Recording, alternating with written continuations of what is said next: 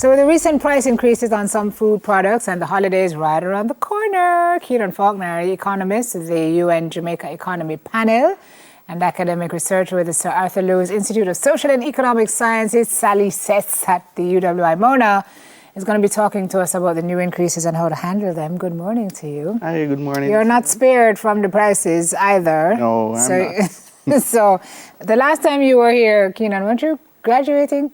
No, it was the Prime Minister's Youth Awards. Prime Minister's Youth Award. So here you are doing exactly what I think it is you had said you wanted to do. And here we are in the middle of a situation where prices are rising. Well, coming out of COVID, we've seen everything shooting up. Been talking about inflation, supply chain, logistics have driven everything up. Give us a general kind of high level now of where we are, because I've read some reports that shipping prices have come back down and some prices are getting back to normal, but we're not seeing it reflected. So what's happening right now, because of the Christmas season, the elevated demand, typically you have prices, demand usually increases by spending by about 30% relative to the rest of the year during the Christmas season. Say that again, demand? Yeah, demand normally increases by about 30% during the Christmas season relative to the average for the rest of the year.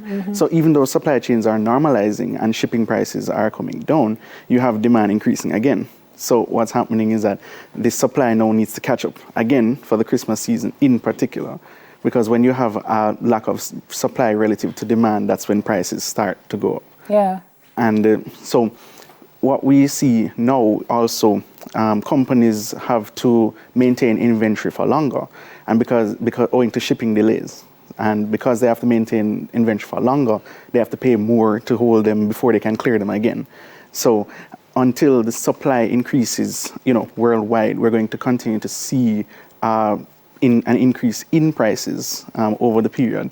And then domestically, you look at food prices, for example, agricultural produce slightly elevated because of the effects owing to Tropical Storm Ian, and flooding and all the things that the farmers had to go through.